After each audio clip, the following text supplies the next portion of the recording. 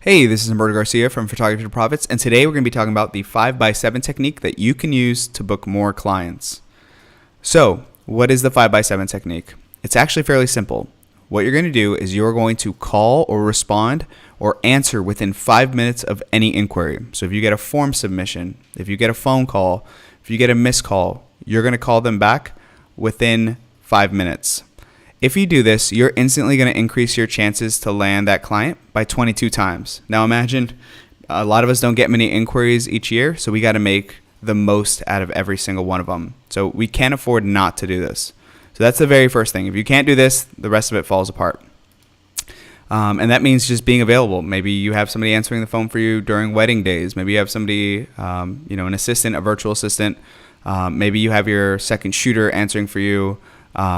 If you're busy, and you're basically going to be glued to your phone because that's how much each of these inquiries are worth, right? So if each of your weddings is worth $2,000, $3,000, $4,000, $5,000, $6,000, or if you're a portrait photographer and each portrait client's worth $1,500 to $3,000, then there's no reason or excuse to not use this. The next thing we're going to do, so we're definitely going to answer and reply within 5 minutes. We're also going to contact them 7 times. You're going to do this over the course of, let's just say, 3 to 7 days. So let's just say somebody submits a form. It goes to your inbox. It tells you, hey, I'm just inquiring. I'd like to hear back from you. You're going to call them back within 5 minutes. If they don't answer, I normally don't suggest leaving a voicemail, but if you're confident that you know how to clearly articulate yourself, then do it. If not, send them a text message immediately. Hey, this is Grace from XXX. You just submitted a form on my website. I'm giving you a call back. When's a good time to talk? Or you can just make a statement. Hey, this is Grace from XXX. I'll be calling you back after 5 p.m. I look forward to speaking with you, right? So you can be dominant there too. Let's just say the next that time comes about. You can go ahead and call them. If they don't answer that time, you can wait till the next morning, send them an email, and try calling them at a different time. And normally I suggest calling at different times because, maybe they submitted it while they're at work at 3 o'clock in the afternoon. And maybe they just can't speak at that time. So if you call them at 3, call them the next time after work hours. The next time maybe call them in the morning at 8:30, 9. And you're going to do that 7 times. And each one of those counts as a contact, right? So if you send a text message, if you send an email, if you call them, and I would alternate it. And as you develop your flow and your pattern, you're going to figure out what works best for you. Hey, people responded best to text. People responded best to this email. They responded best to voicemails. Maybe you just call 7 times and don't do any of the rest. So it's completely up to you, and find what works for you. For me, I like texting and calling. I really don't like sending emails, but a lot of people do like sending emails. So it's completely up to you.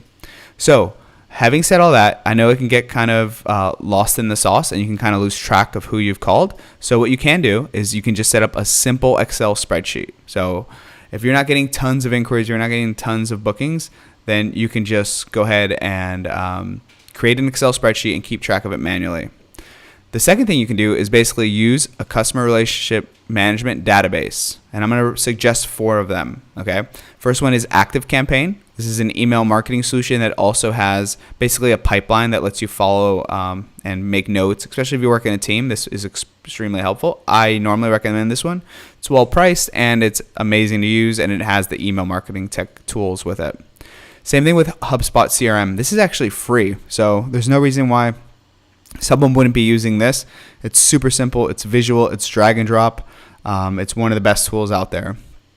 Another one for photographers, a lot of photographers uses 17 Hats and Honeybook.